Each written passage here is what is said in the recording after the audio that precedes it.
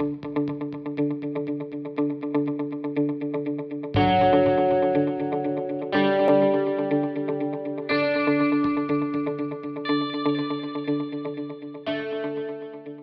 am Ameena Saiyid, and I'm the director and founder of the Adab Festival, Pakistan, and the founder of Karachi and Islamabad Literature Festivals, and the managing director of a publishing company called Lightstone Publishers.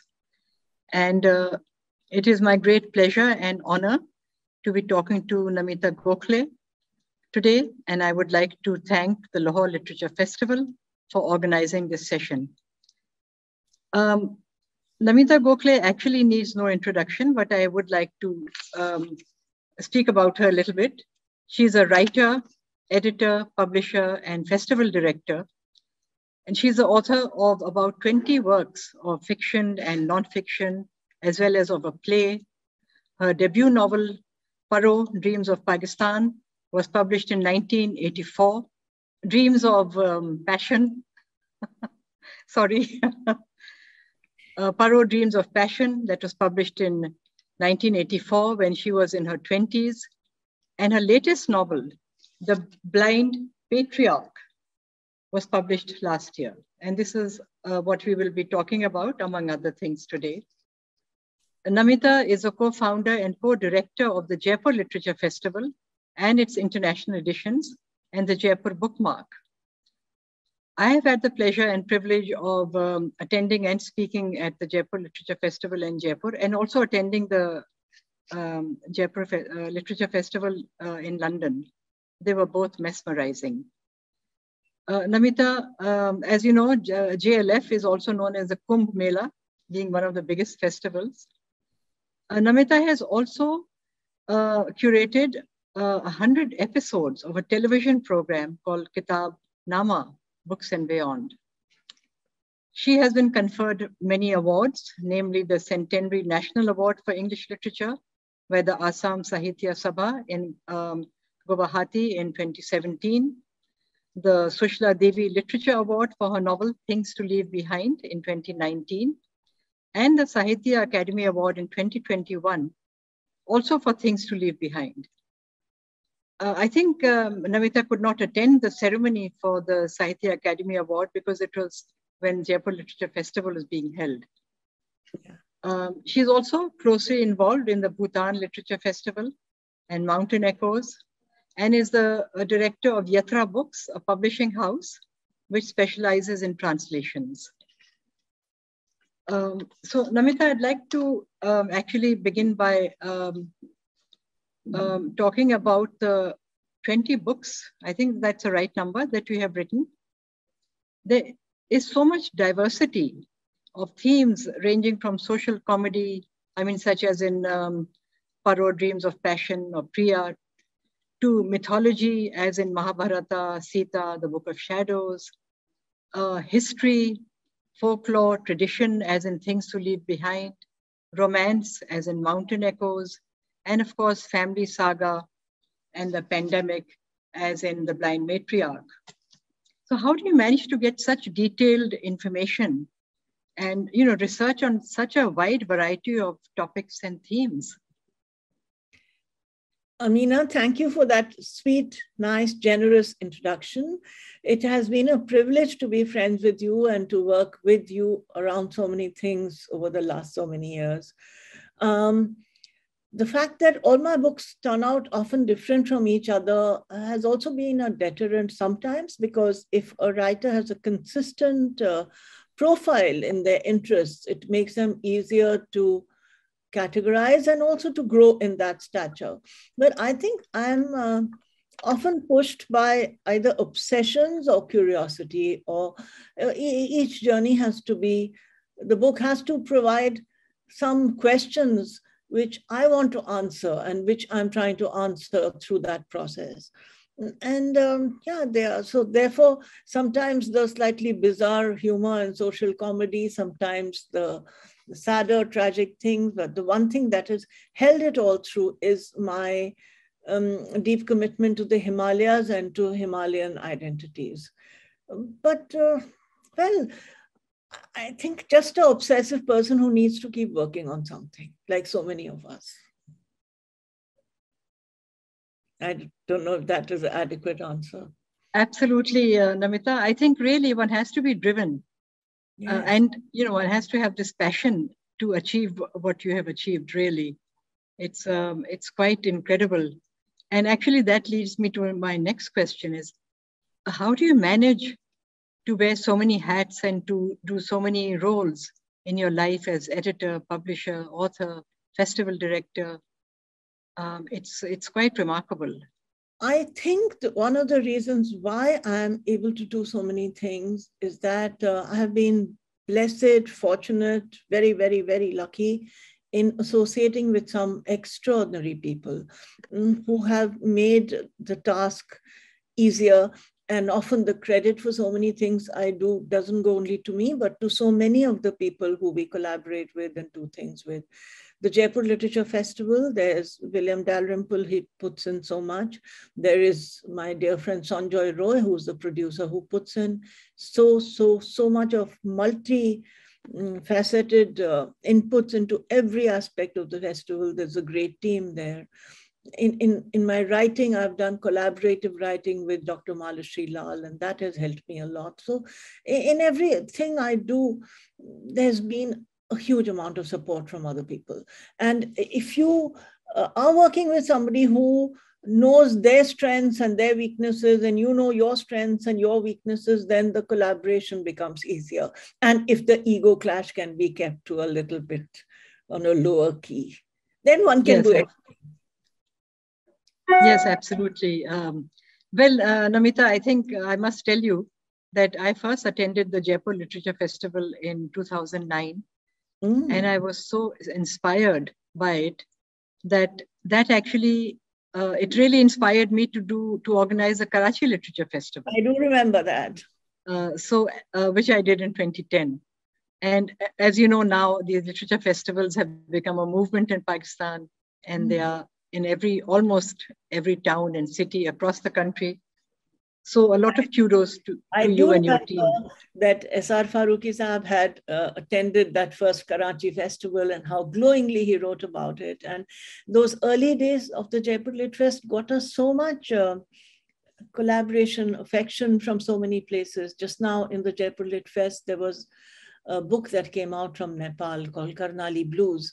And he wrote also about it, and Buddhi Sagar, and he also mentioned that it was that year in 2011 when he first came to the Jaipur Fest that he realized that he could do it. So I think somewhere all these Jaipur Literature Festival editions and the Karachi Literature Festival editions, they just lead to a little more self-belief. We realize that, we can do the writing, we can read when we see other writers, when we connect with them, it just leads to a different sense of security. Yes, absolutely. Namita, coming back to the Blind Matriarch, the book is an absolutely fascinating read. I couldn't put it down. But for our audience, I should just say a few words about the book. It's a family saga of a joint family told from the view of a blind grandmother living on the top floor of a rambling old house somewhere in Delhi, which she shares with her two sons and a daughter. One of the two sons is married, so he lives there with his wife and son. It's not exactly a joint family, because they have separate apartments in the same building on different floors, and they have separate kitchens. But yet it's a joint family because they see a lot of each other, and especially during the pandemic, I think they visit the mother, Matangi Ma, almost every day. But they're closely connected, and especially, as I said, during the pandemic when they're housebound. So the novel explores a multi-generational, multi-hierarchical, somewhat dysfunctional, but yet a close household of a middle-class Indian family living in Delhi. So do you envisage the book as a kind of a metaphor for India today? Well, I would call it an extended joint family, perhaps. And yes, for sure, when I wrote it, I was writing about a particular family, but it began in my mind with an image of an old woman on the top floor of a house living there alone. And that's where the whole story came from. And the rest of the floors and their stories sort of led from that. Yes, I do see it as a metaphor. You know, I see the joint family and the extended joint family as a metaphor for India, because there is, Pakistan also has joint families and extended families, and the sense of family and both the dysfunctionality of those families and both the functionality of those families, both the joys of those families and the sorrows of those families are a unique part of the Asian experience. Because at one level, the individuation of the people within them is slightly held back, because everybody is living for the larger community of the family members as well as themselves. So there is some degree of suppression, some degree of rebellion. But at the same time, there is a deep sense of emotional security that comes up in difficult times from these same families. I mean, I have grown up in a joint family. I live in a joint family right now. And it's been an enormous source of security and inspiration for me. And if I carry on somehow, when you ask me how can I wear so many hats, one of them is because I do live in a joint family where one can always hand some duty over to somebody or the other. But within that, I mean, the nature of the joint family is changing in India. And then I found when I was writing this book, I began it when the pandemic had not yet begun. It was just about to begin. And once the pandemic began, and I was beginning also to proceed with the narrative, I realized that things had changed within that joint family. Everybody was forced into contact with each other. So they had to examine their own roles and to relate to the other people in a different way. And somewhere that figure of Matangi Ma, who could somewhere be looked at as Mother India almost, as a forgiving, loving figure somewhere, sometimes blind. And this metaphor of blindness is very much a part of Indian myth from the figure of Gandhari in the Mahabharata onwards. In fact, the Hindi translation has just come out and it is beautifully translated as Andhari, because Andhari rather than Andhi something just gives it a different feel. So the book, you can't faithfully ever sort of say X is equal to Y is equal to Z. But somewhere this joint family is a mirror of all the other joint families and all their dilemmas and difficulties, maybe in a gentler way than may be true in many cases. I don't know. Yes, absolutely. And I think this is something that will be understood across South Asia, the concept of the joint family, which you have so beautifully shown, with all the pressures and the advantages and disadvantages. I was thinking about, of course, your love for mountains is there in all your books, especially your trilogy, the Himalayan trilogy. But even in this book, The Blind Matriarch, which is set in Delhi, towards the end of the book, Shanta, the daughter of the blind matriarch, she and Matanji and Lali and Shanta's pets, the cat Trump, I think that's a hilarious name, and the dog Dollar, they moved to Pine Cottage in Ranikhet before the second wave of the pandemic. And this was actually where they spend their days at that time. And I think Samir, the adopted son of the elder son, is also helps them settle in. So I know that you've spent a lot of time in Kumaon and, of course, in Nainital. But is that what makes your relationship and your commitment to the mountains so strong? Because it's there in all your books. At one level, I feel as though the mountains have forgotten me, even if I have not forgotten them. Because ever since the pandemic began, I've not been able to go there and connect the way I used to because of various pressures. People were not well in the family, or I myself was ill, or the roads were closed, or there was a lockdown. And everybody else seems to have gone and spent long periods of time in the mountains, but not me. And but here I want to diverge for 1 minute from what you said about the joint family. And I want to say that the most important part of the joint family for me is to have young people grow up in an intergenerational background. And that young man you talked about, the adopted son Samir, coming there to settle in his grandmother and his aunt. In my own experience, the children or the young people who grow up in joint families grow up with a much, much, much larger degree of empathy and understanding, and also negotiation skills, because they know how to deal differently with dada, with dadi, with nana, with nani, with mosi, with what. They just learn how to do it. Whereas children in single families who are sort of locked up in their rooms watching television, they don't learn any of these very, very important skills that can help so much in doing so many very important life negotiations. So I think is one of the greatest assets of the joint family. And also the older people in a joint family never feel quite so lonely or neglected or lost as they do in other situations. About the mountains, I don't know. I feel good in mountains everywhere. I hope I get a chance to visit Murray sometimes. And but I love to go to Boulder. I love the Rockies.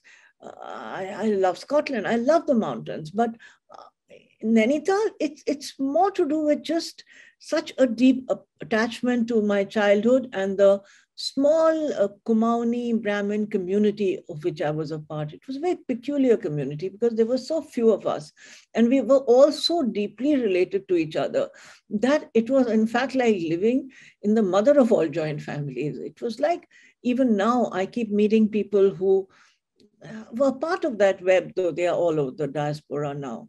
And I think the family as a metaphor in any situation, anywhere, is, I mean, it can be politically, it can be as a nation. The nature of that, the bonds within that really define the structure of that dysfunctional or functional family. And they are very dysfunctional families. This is a matriarchy, we must remember, but they are patriarchies and they are autocracies, and they are some very, very tyrannical figures within some joint families, as many of us may have known from our memories of grandmothers or grandparents telling us about the terrors of the past. So.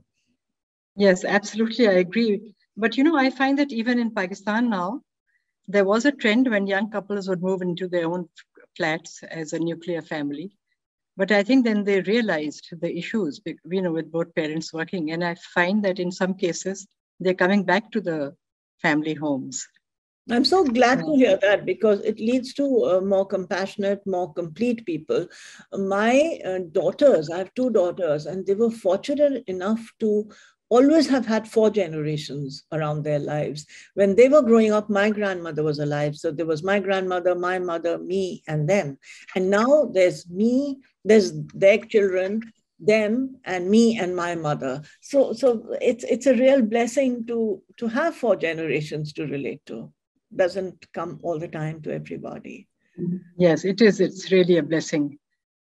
You know, I find that there are a lot of paradoxes in your book, The Blind Matriarch. I mean, for example, Matanji Ma is blind and old and weak. And yet she exerts a strong influence. Her presence is always there throughout the book. Sometimes it reminds me of, you know, Waiting for Godot. That strong presence across the house, although she doesn't leave her own flat. but you can sense her presence across the extended household. And she has a lot of inner strength. Although you find that she hasn't had a good life. Her husband was actually, he used to hit her. But she was strong enough to have kept her confidence and faith in herself. And you also gave her extra sensory powers. I mean, she sensed that bird out in the cotton, red cotton tree, the sembal you talk about, sembal wool cotton. So here's a very weak person, I mean, a blind person exerting so much strength. And at the same time, the family is dysfunctional, but they're also very close. I mean, Shanta, her daughter, is bringing her food every day. She's dropping off laddus to her brother's flats. There's also, and then Shanta also says that I know that my brother Surya will support me if I'm ever in trouble. So there's this closeness also. So it's really, I mean, how would you comment on the paradoxes in your? One is the paradoxes about the relationships between the people in the family. But first, let me talk about the paradox of her strength within her seemingly weak self. And I feel that for one generation, the generation before, many even in my generation, and I hope it continues in future generations, that even if the circumstances and the social situations make for weakness for women, even if they are vulnerable, even if they are targeted, within them they have such a core of absolutely invincible strength, which comes partly from a sense of duty and which partly comes from their having taken so much nonsense from so many people that they have become resilient by knowing when, like a boxer, I don't know what the term for it would be, but they know when to duck and when to punch, They just learn a different sort of survival skill. And as indeed Matangi Ma knows when she can assert her strength, when she has inherited some money from somewhere, she doesn't let her husband touch it. And her partly her strength comes from the fact that she has held on to that money, which had she given it over to her husband to manage for her, I can imagine her for being in an even more terrible situation than she was. But Matangi Ma has a deeper touch of intuition within her. And I think that is a symbol for me of the fact that when we don't rely just on rationality or on our immediate understanding, but when we can just look with closed eyes almost, when we can look at the deeper inner meanings of things, we get a different level of strength. And surely she is spiritual, surely she is intuitive, surely she is blessed. And her kindness and her generosity is a blessing to the family. And that's why through the most difficult situations, they are able to hold together, because of her generosity and her teaching them somewhere to, even though the one son and his wife do have the impulse to want to do things themselves. And that's there in every family around Asia. I think there are some who hold on to less, some who hold on to more. But I have to share with you that after I wrote this during the pandemic, I wrote it in real time. We were all locked up and I was writing about the things I was seeing around me. And when I finished the book, it came out a long time later and I read it and I said, oh my God, who's going to read this book? It's a book where one old woman is making laddus. That's the high point of the whole novel. Nobody will read this. And I said, okay, now it's done. It's done. It has a nice cover. Let's see. But at the same time, when people read it, they remember their own childhood in it, whichever generations, even young people would recognize their own grandmothers in it or their own those themes of family. I've often written about grandmothers. I've written God's Graves and Grandmother was one of my early novels. And somehow grandmother, I was deeply influenced by my own grandmother, though she was nowhere like Matangi Ma. So I don't know. I mean, I just wrote this novel because I was sitting at home and I was trying to structure my time and writing frantically and reflecting the life around me. So somewhere the story of this woman and the people around her seeped into it. And people read it and enjoyed it to my utter surprise. I'm glad you appreciated it and you found some convergences with contemporary Pakistani families as well. And yes, I mean, I saw the synergies in it. But Namita, you know, I find that your women characters are very strong. I mean, for example, you said yourself that Sita had more, you found Sita more interesting because she had more agency than Draupadi. So, I mean, could you be classified as a feminist writer? Sure. I'm not at all sure if I could be classified as a feminist because the word has so many connotations and contradictions within it. I believe in women, but I also believe in men, and I also believe in humanity. And I find it somehow difficult to think that we can just exclude the masculine point of view or the masculine difficulties. I mean, it's not as though men are not in a society like India. I'm sure many feminine achievers have a greater degree of privilege than many men. It could be down the class or the caste hierarchy or so many things. And I feel uncomfortable just dumping men out of the picture.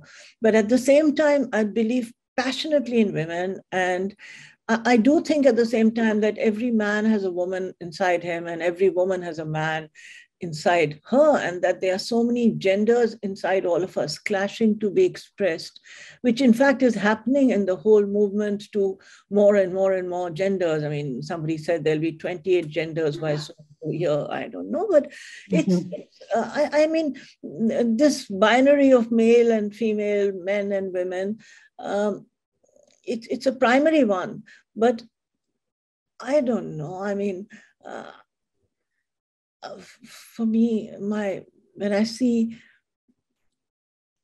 the masculine is as important as the feminine, I think, but the distortions within the masculine, which happen every day and everywhere, because more strength has been associated with the masculine in the last few thousand years. Those are distortions, and those every woman who wants dignity has to fight those. But that doesn't mean, I mean, there's somewhere I'm uncomfortable with. Of course, I mean, Gloria Steinem, all these people, they all stress that feminism is equal dignity to men and to women and to every member of the human race. But there is so much happening around the genders that I really need to understand who is a woman, who is a man, what makes me a woman, what makes me a man. At the moment of death, is it going to matter if I am a woman or a man?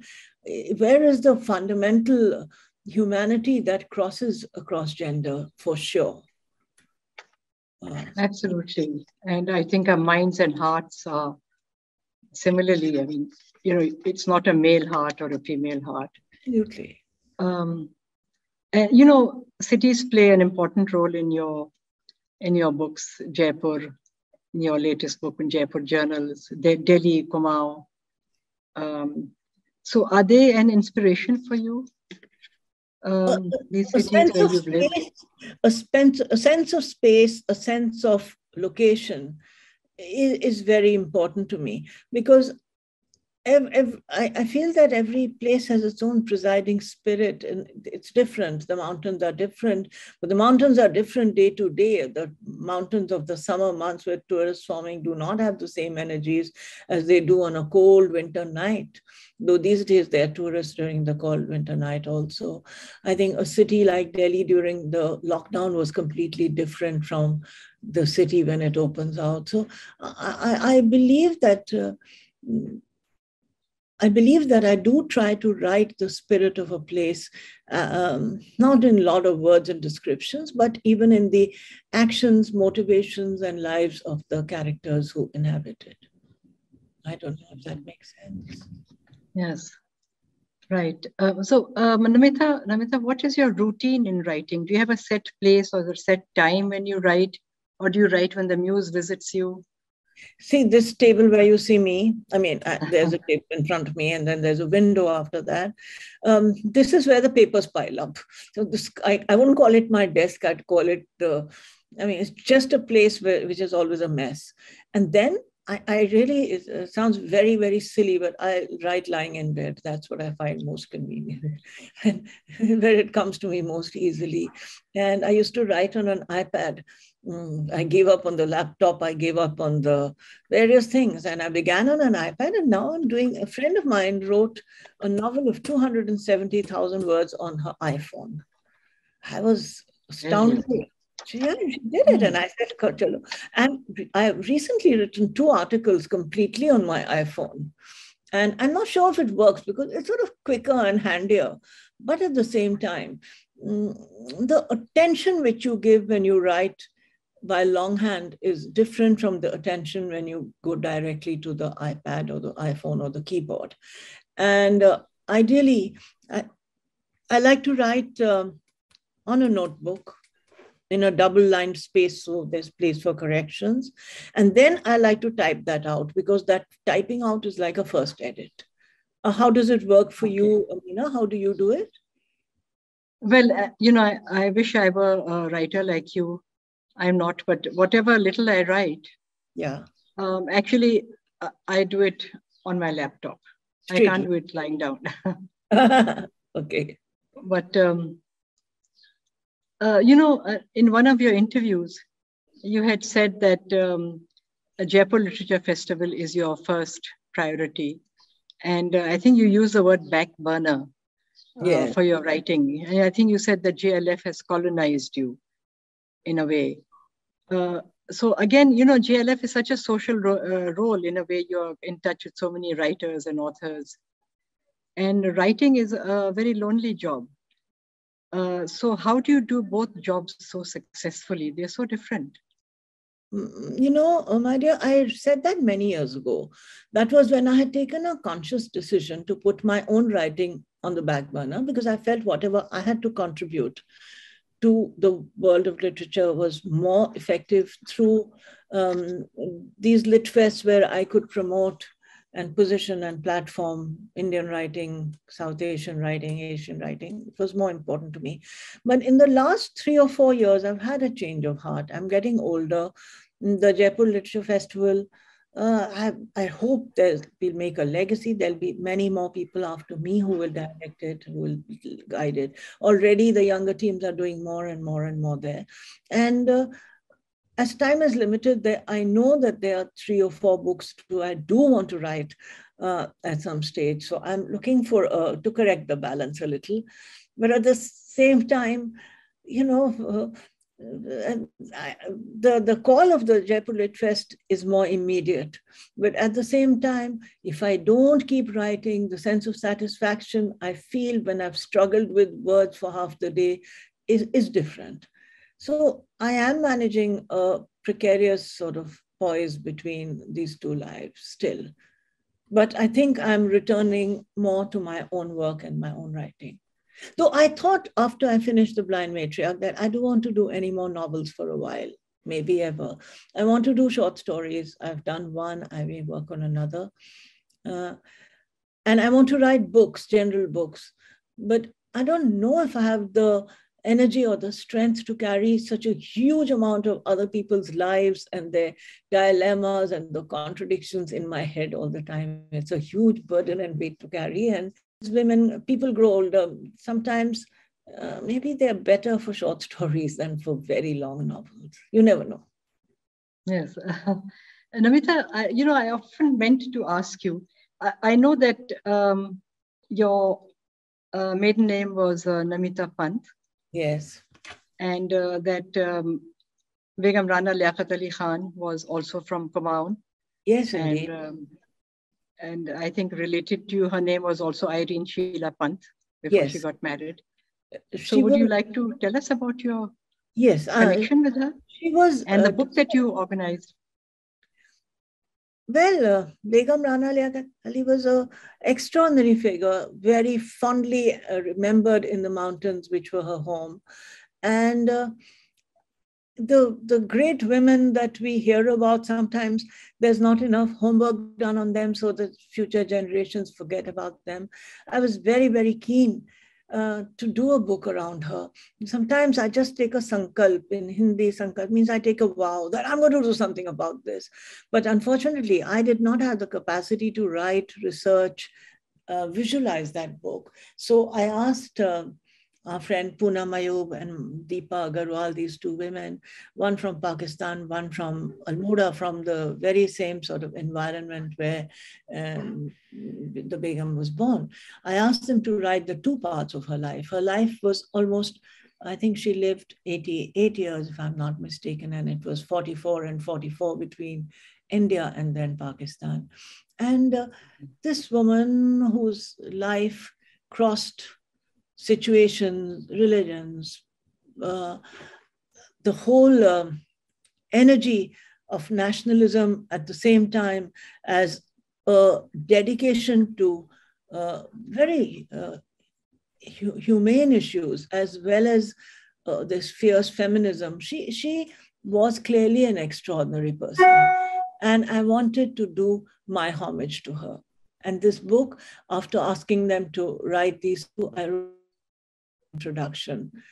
And I do hope someday a biopic will be made on her, because I think we need to know people whose lives, whose dedication straddles different situations, and who manage with such grace and dignity to do their many roles in life. Yes, I just absolutely. wish I'd met her ever. I think it was a commendable effort and a great read, the book. Yes. And I think we need role models. Yes, we all need. In India, there's been a lot of conversation about how there are very few role models around. And I think one of the reasons is that the word role model is got merged into somehow an Instagram influencer or something, whereas that is a much shallower interpretation of what you try to do. I'm sure there are 100 million role models around us in this world. It's just that they don't rise to the top of the visibility curve to be seen and admired enough. Yes, absolutely. It's very sad, these so many unsung heroes and heroines. Namita, I meant to ask you, is there, Jinnah's mentor, Gopal Krishna Gokhale? Yes. Any relationship? No direct relationship. My late husband was Gokhale, and he for 5 generations they had only one son each. So my daughter Meru Gokhale carries the name, but we don't have any Gokhale relatives. But Gopal Krishna Gokhale was known within the family because it's a small Maharashtrian Brahmin community, and deeply admired. And I also deeply respect and admire what I knew of that generation of freedom fighters like Gopal Krishna Gokhale, like Tirak. So, but no, there was no relationship. I see. So it's a very distinguished surname which I've got through marriage, and I'm very proud of it. Yes, well, I know that Jinnah really mourned his passing in 1915. They were very close. I was thinking of. I read about Vikram Seth, saying that when he went to visit his mother in Himachal Pradesh, I think she was the Chief Justice of the High Court. Yes. And he would lock herself in her room, in his bedroom over there for 3 or 4 days. He'd lock himself because he was writing his book. And his mother would get worried because his room wouldn't be cleaned. So one day she just walked in with a maid to clean his room. And he got very upset. He said, Mother, all my characters have run away. So do you have to have complete privacy when you're writing your books? Or do your characters run away? Well, Vikram is a friend, and I completely identify with his mother's dilemma because I knew her well too, because she was a great friend of my sister-in-law's, Sunanda Bhandare, who was also a judge in the High Court. And I am not like Vikram because I do not have the same male privileges of privacy in a family where my mom peeps into my room every half an hour to see if I'm okay. And it's very sweet. My mom's 86, but she looks after me as though I was about 16, you know. And, but I do, just like Vikram, resist having my room cleaned when I'm writing. It's odd that you should say that, because I mean, I've just told the people who clean my room, you know, we have quite a lot of stuff and there's no reason why the room shouldn't be cleaned more. I've told them do it every 2 days because I said, there's air conditioner on, there's no dust here.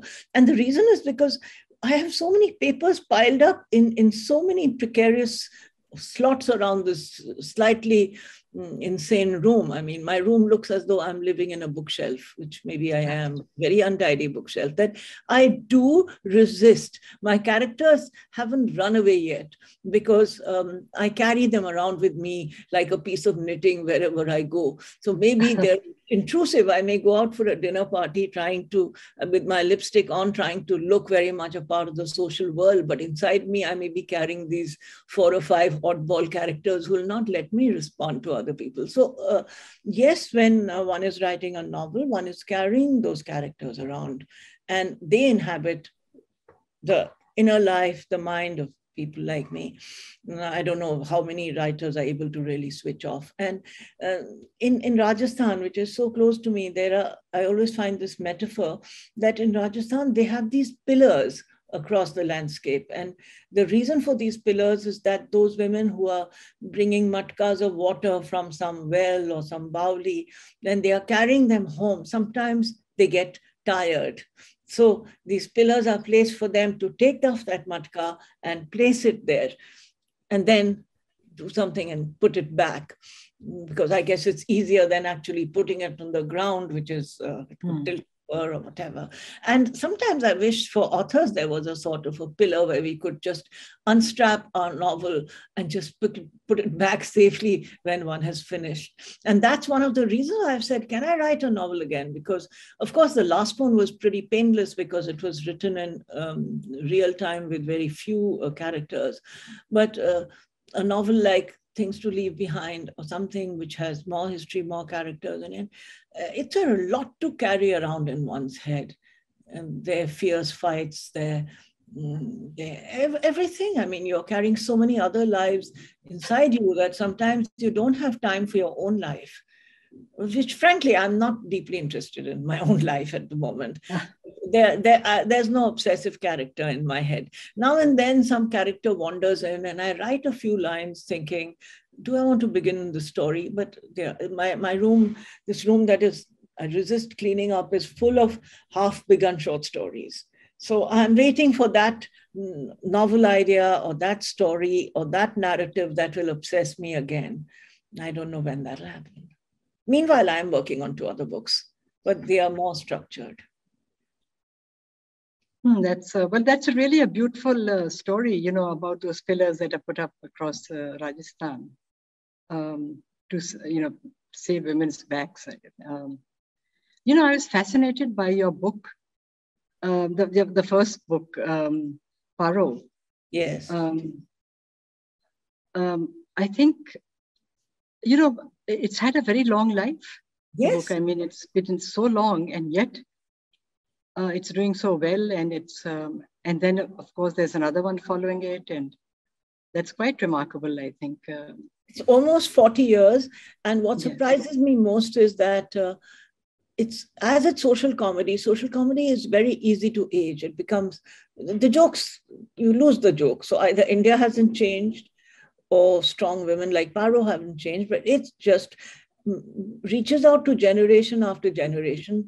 Lots of people have told me it's their favorite of my novels, even people who've read it for the first time or people who are reading it for the nth time. I love the fact that it has survived, but I don't know what the quality in that book is. That is it a strong central character, or is it just the things about India that have not changed? I can't make out. I wrote the sequel, and the sequel was nice, but it never had the same impact. Whereas Paro Dreams of Passion, my first novel written when I was 26, published when I was 28, has been a companion through all these years of writing other books. Maybe Maybe it's remarkable. Beginner's luck. I mean, different generations have read it. I think it's become a classic. They read it and they look at me strangely. They see this old lady with gray hair and they said, "You wrote that? It's quite funny." But when you wrote it, you were probably the I same was age as younger Paro. then, yes, but maybe that's the strength of the book.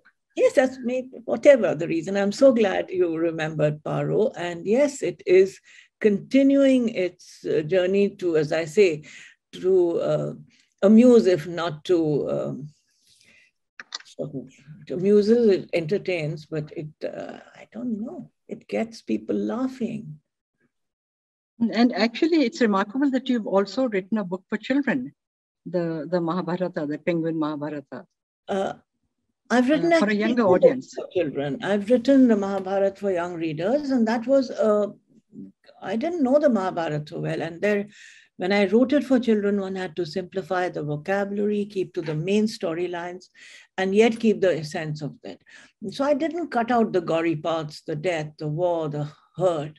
I left them there for the children because I realized children do not like sanitized texts. But from that came another book called Katutkach and the Game of Illusions. And that is a book about time travel where a young child, again in the mountains, by some accident gets into time travel in a time warp and goes back to the days of the Mahabharata. And I personally think it's a good read. And someday maybe I'll carry that series further with another story or something. But I mean, at the moment, I just don't know what I'll write left. Next, I'm spinning round and round, wondering what it is that will obsess me. Because there are lots of minor obsessions, but nothing that's taken over every bit of my life. Namita, would you like to read from the Blind Matriarch? Well, I have my copy here. But I haven't marked anything to read. So let me think for a moment what to read. Okay, the simplest is to read the first 1.5 pages. Can't go wrong there. Yeah.